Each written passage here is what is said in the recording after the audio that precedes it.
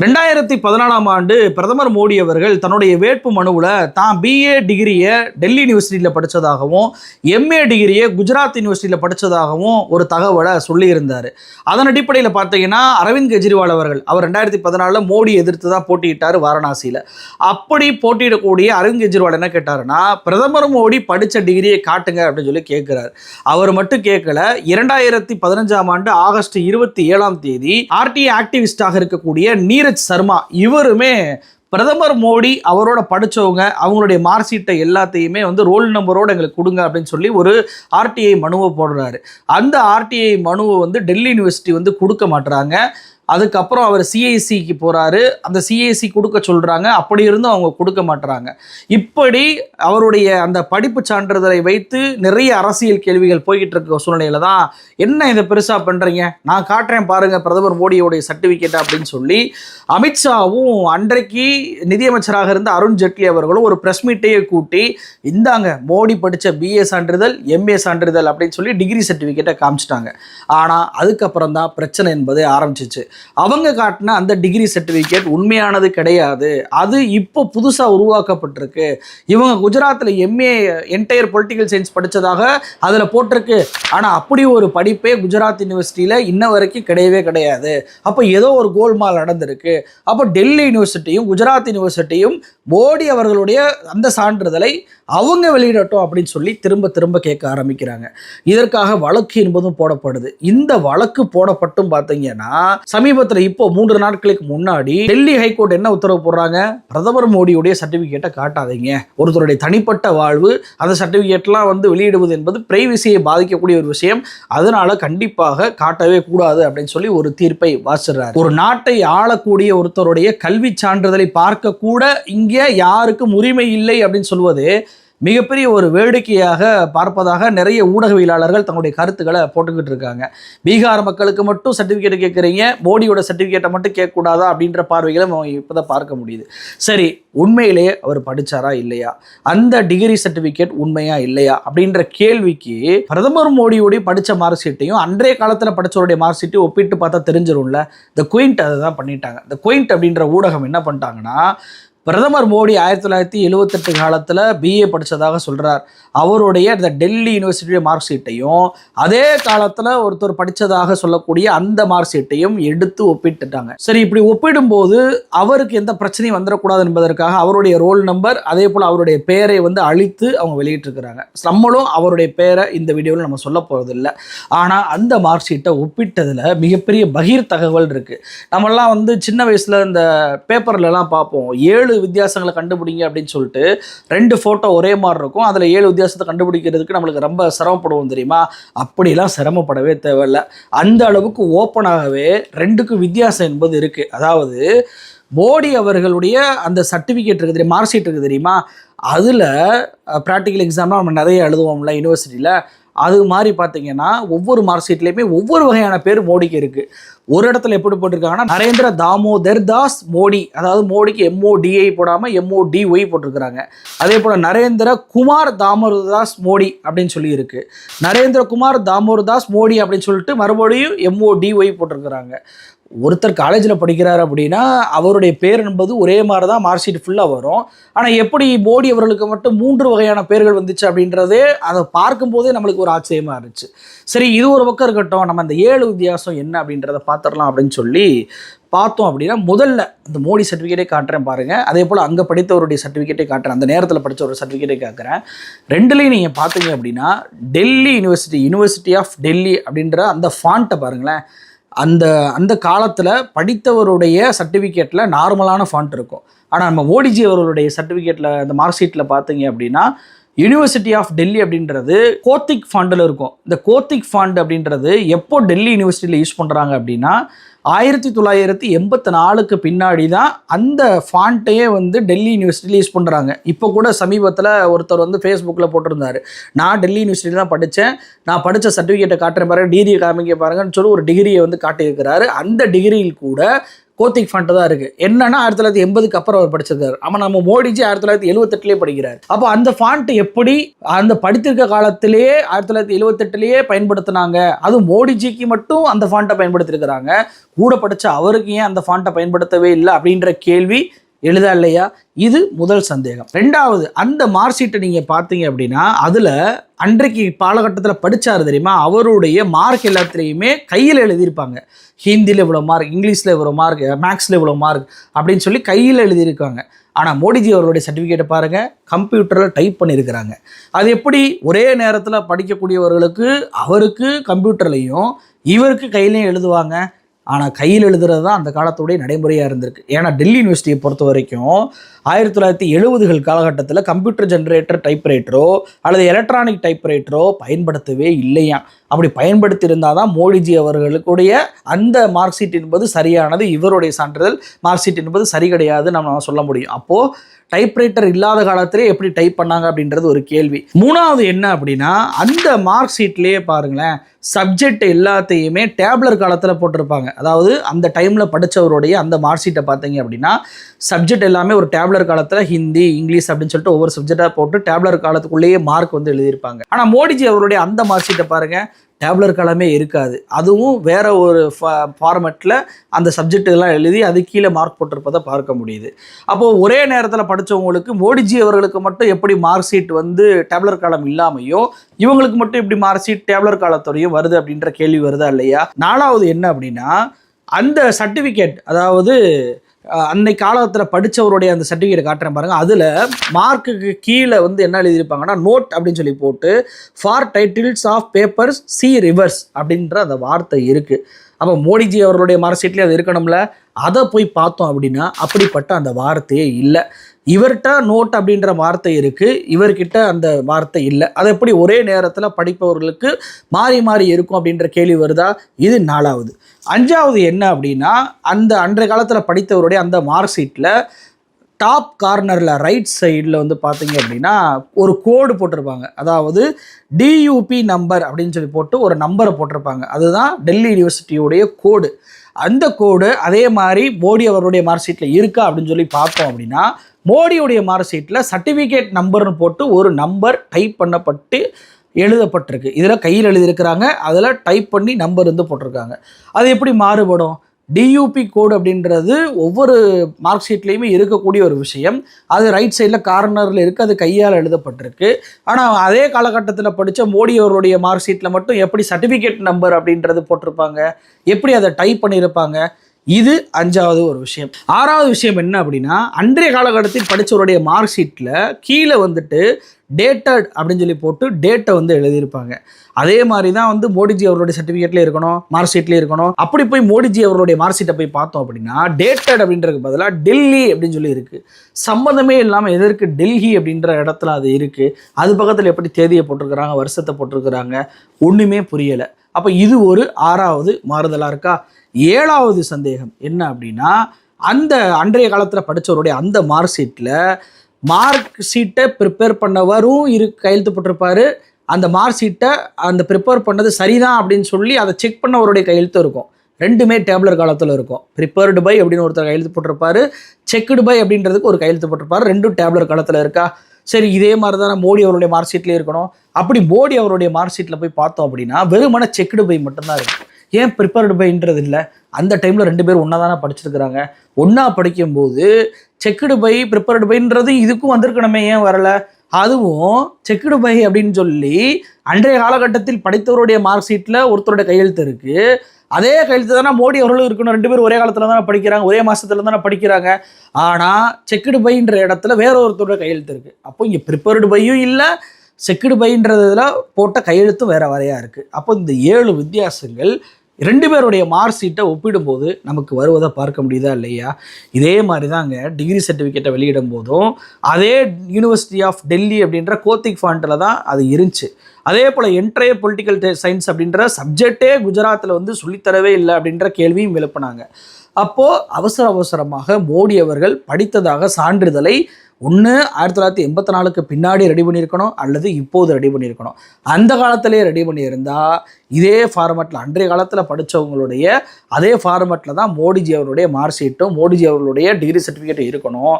ஆனால் அப்படியே மாறுதலாக இருப்பதை என்னவாக புரிஞ்சு கொள்வது? அப்போ மோடி அவர்கள் படிக்கவே இல்லை, படித்ததாக பொய் சொல்லி ஊரை ஏமாற்றி இருக்கிறார், வேட்புமனுவே தாக்கல் பொய்யாக பண்ணியிருக்கிறார். அப்படின்றப்போ அவர் போட்டியிட்டதே செல்லாதா இல்லையா? அவர் தேர்தலில் போட்டியிட்டு வெற்றி பெற்றது போலி அப்படின்னு சொல்லி அறிவிக்கணுமா இல்லையா? அவருடைய பிரதமர் பதவியை பறிக்கணுமா இல்லையா? இதை விசாரிக்க வேண்டிய விஷயம் என்பது வெறுமன டெல்லி யூனிவர்சிட்டிக்கு மட்டும் கிடையாது, வெறுமன குஜராத் யூனிவர்சிட்டியில் மட்டும் போய் விசாரிக்கக்கூடாது. தேர்தல் ஆணையமே இதில் விசாரிக்க வேண்டிய நிலைமைக்கு தள்ளப்பட்டிருக்கு. ஏன்னா வேட்புமனு அவங்க தானே தாக்கல் பண்ணுறாங்க. அப்போ அது உண்மையா பொய்யா அப்படின்றதை கண்டறிய வேண்டிய இடத்தில் தேர்தல் ஆணையம் இருக்கா இல்லையா? அப்போ ஒருத்தருடைய பிரைவேசி பாதிக்கப்படும், அதை வெளியிட முடியாதுன்னு சொல்லி கோர்ட் இதில் சொல்வதே அதில் தேர்தல் மோசடி நடந்திருக்கு. அப்படின்றப்ப வேறு வழி இல்லாமல் அட்லீஸ்ட் மோடிஜி அவர்களுடைய அந்த டிகிரி சர்டிஃபிகேட்டையாக வெளியிட்டு அதை ஒப்பிட்டு பார்க்கணுமா இல்லையா? அதை இந்த நாட்டு மக்களுக்கு தெளிவுபடுத்த வேண்டிய கடமை கோர்ட்டுக்கு இருக்கா இல்லையா? இன்றைக்கி அதை தான் பத்திரிகையாளர்கள் கேட்குறாங்க. அப்போ இவ்வளவு குற்றச்சாட்டுகள் மோடி அவர்கள் மீது, அந்த டிகிரி மீது, அந்த படிப்பின் மீது வருதுன்னா வெளிப்படையாக காட்டிடலாமே. இதாங்க என்னுடைய டிகிரி சர்டிஃபிகேட் இதுதான் அப்படின்னு சொல்லி அமித்ஷா காட்ட போய் தானே பிரச்சனை வந்துச்சு. இல்லை அதில் கிளரிக்கல் எரர் இருக்குங்க, என் மார்க் ஷீட்லாம் அந்த இருக்குது பாருங்கள், நான் படித்த காலத்தில் டிகிரி வாங்கினப்போ என்னை ஃபோட்டோ எடுத்துருக்குறாங்க பாருங்கள், இல்லை நான் படித்த என் ஃப்ரெண்ட்ஸ் இவங்க தான் பாருங்கள், இவங்கள்ட்ட கேளுங்க, நான் என் கூட தான் படித்தாங்க, எனக்கு சொல்லிக் கொடுத்த வாத்தியார் இவர் தான் இவர்கிட்ட போய் கேளுங்க அப்படின்னு ஏதாவது ஒன்று காட்டலாம்ல. பிரதமர் மோடி அவர்கள் நான் பொய் சொல்லலை அப்படின்றத வெளிப்படையாக காட்டணுமா இல்லையா? அவர் காட்டலாட்டியும் கூட படித்தவங்களாவது அல்லது அங்கே கட்சியாவது இதை காட்டுறமா இல்லையா? காட்ட மாட்டுறாங்க. அப்போ காட்டாத போது, அதை மறைக்கிற போது, மறைக்க கோர்ட்டே உத்தரவிடும் போது தானே பொதுமக்களுக்கு அதீதமான சந்தேகம் என்பது வருது. இப்போ நான் மார்க் ஷீட்டை ஒப்பிட்டு காட்டி 7 வித்தியாசத்தை காட்டியிருக்கேன், இதற்காவது விளக்கம் வருமா அப்படின்னு சொல்லி கேட்டால் அதற்கும் விளக்கம் வருமானு தெரியல. குயிண்ட் பத்திரிகை வெளியிட்டதற்கு அப்போதே விளக்கம் என்பது பிஜேபி தரப்பில் கொடுக்கப்பட்டதா அப்படின்றது நமக்கு தெரியல.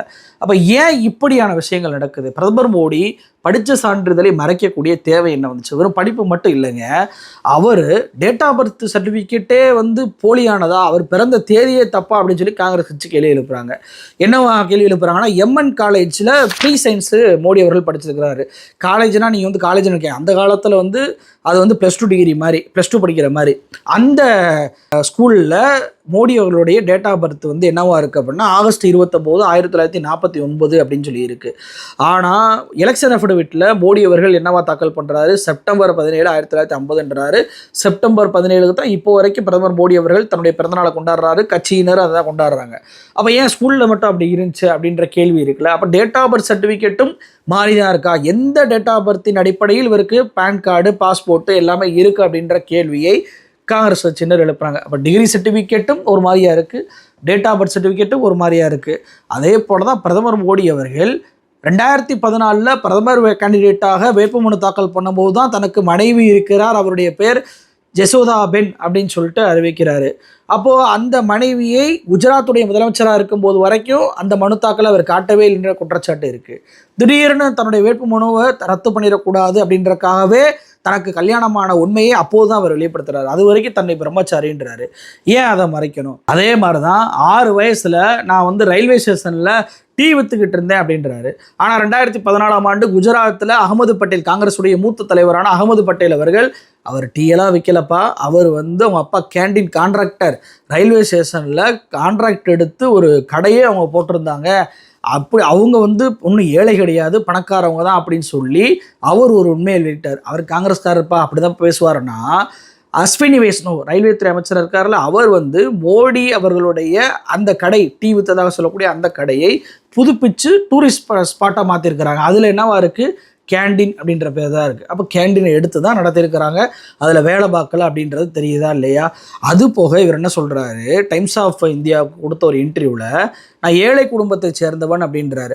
ஆனால் மோடிஜி அவர்களுடைய அந்த குழந்தை படம் எல்லாமே கோட் சூட்டோட கம்பீரமாக ஒரு பணக்காரன பையனமாக இருக்கிறதாக துருவராத்தை ஒரு வீடியோவே வெளியிட்டு ஃபோட்டோக்கெல்லாம் காமிச்சாரா இல்லையா? அவருடைய வீடு காங்கிரீட் வீடாக இருந்திருக்கு, பக்கத்தில் பூரா ஓட்டு வீடு, குடிசை வீடாக இருக்குது. அப்போ காங்கிரீட் வீட்டில் 1950 காலத்திலே ஒருத்தர் காங்கிரீட் வீடு வச்சுருந்தாருன்னா அவர் ஏழையாக இருக்க முடியுமா? அப்போ அதுவும் முன்னுக்கு பின் முரணா இருக்குது. இது மட்டுமா, என்னுடைய 35 வயசு வரைக்கும் நான் சோத்துக்கு பிச்சை எடுத்தேன் அப்படின்னு சொல்லிட்டு ஒரு இன்டர்வியூவில் பேசியிருந்தாரு.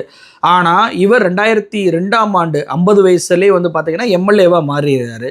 அப்போ அந்த இடைப்பட்ட காலம் வந்து 1990கள் காலகட்டம் தானே, சோத்துக்கே பிச்சை எடுத்த காலம் அப்படின்றது.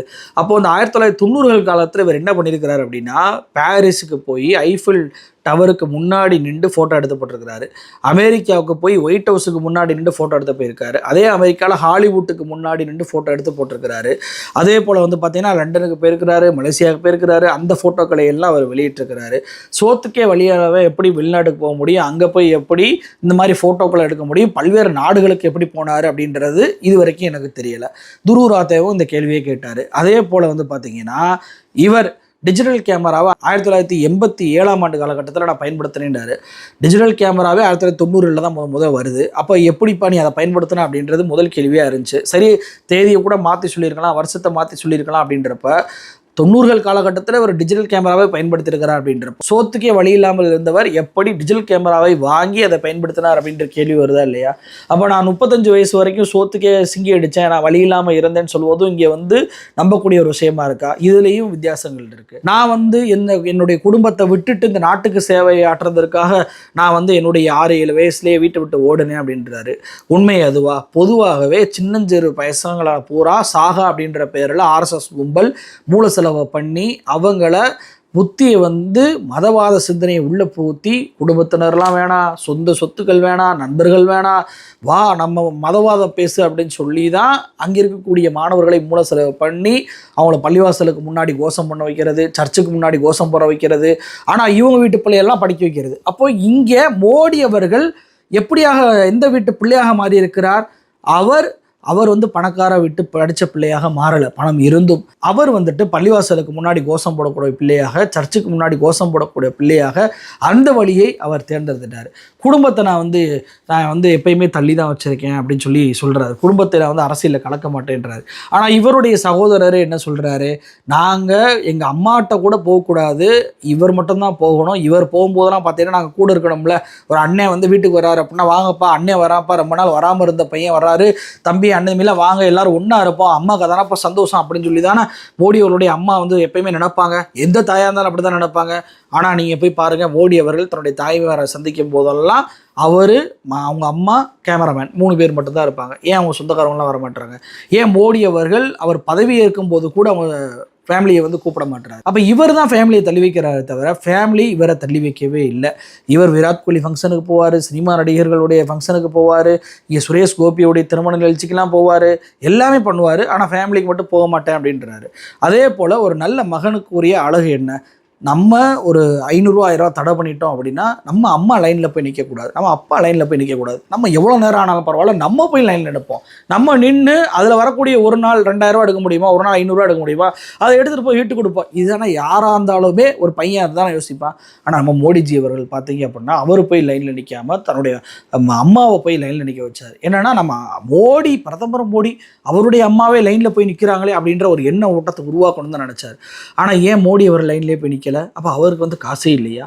அவர் யார் வந்து எந்த காசை வச்சு செலவழிச்சார் அப்படின்ற கேள்வி வருதல்ல. ராகுல் காந்தி லைனில் நின்றார்ல, அதனுடைய அம்மாவுக்காண்டி லைனில் நின்றார்ல ராகுல் காந்தி அவர்கள், ஏன் இவர் மட்டும் நிற்கல? அப்போது இவர் சொல்லக்கூடிய எல்லா விஷயங்களுமே முன்னுக்கு பின் முரணாக இருப்பது எதற்காக இதெல்லாம் சொல்கிறேன் அப்படின்னா, இதே போல கல்வி சான்றிதழ் விஷயத்திலும் இவர் பண்ணுகிறாரா அப்படின்ற கேள்விக்காக தான் இவ்வளவு தரவுகளையும் நான் சொல்லிக்கிட்டு இருக்கேன். இப்போ ஏன் தன்னுடைய கல்வி சான்றிதழை வெளியிட இவருக்கு இவ்வளவு பயம், பதற்றம் வருகிறது? இந்த கட்சிக்கு ஏன் பதற்றம் வருகிறது?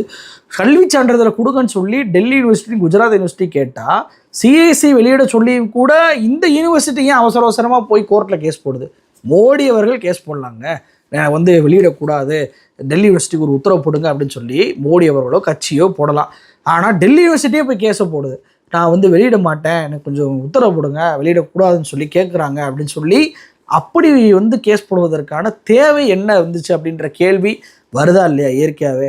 அப்போ ஏதோ ஒன்று மறைக்கப்படுதில்ல, மறைக்கப்படுவதனால தானே அதை மக்கள் கேட்குறாங்க. இல்லைனா மோடி அவர்கள் படித்த சர்டிஃபிகேட் கேட்குறதுனால நமக்கு என்ன வரப்போகுது? மோடி அவர்கள் வந்து டிவி உண்மையா இல்லையான்னு தெரிஞ்சுக்கிறதுல நமக்கு என்ன வரப்போகுது? மோடி அவர்கள் டிஜிட்டல் கேமராவில் ஃபோட்டோ எடுத்தேன்னா எடுக்கலாட்டி என்ன நமக்கு என்ன வரப்போகுது? அவர் சொல்லக்கூடிய 35 வயசில் நான் பிச்சை எடுத்தேன், சோறுக்கே வழி இல்லாமல் இருந்தேன்னு சொல்லுவதெல்லாம் நம்பாததுனால நமக்கு என்ன வரப்போகுது? நம்மளுக்கு எதாவது நடக்க போதா? இல்லை.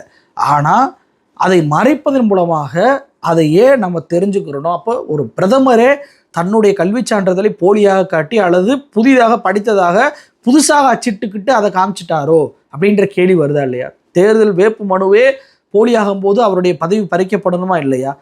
இந்த அடிப்படையில் தான் இன்னைக்கு பொதுமக்கள் அனைவருமே, இல்லை ஆர்டிஐ ஆக்டிவிஸ்டாக இருக்கட்டும், அரவிந்த் கெஜ்ரிவாலாக இருக்கட்டும், எதிர்கட்சிகளாக இருக்கட்டும், எல்லாருமே கேள்வி கேட்குறாங்க. அதை தெளிவுபடுத்த வேண்டிய இடத்தில் இருப்பவர் பிரதமர் மோடி தான்.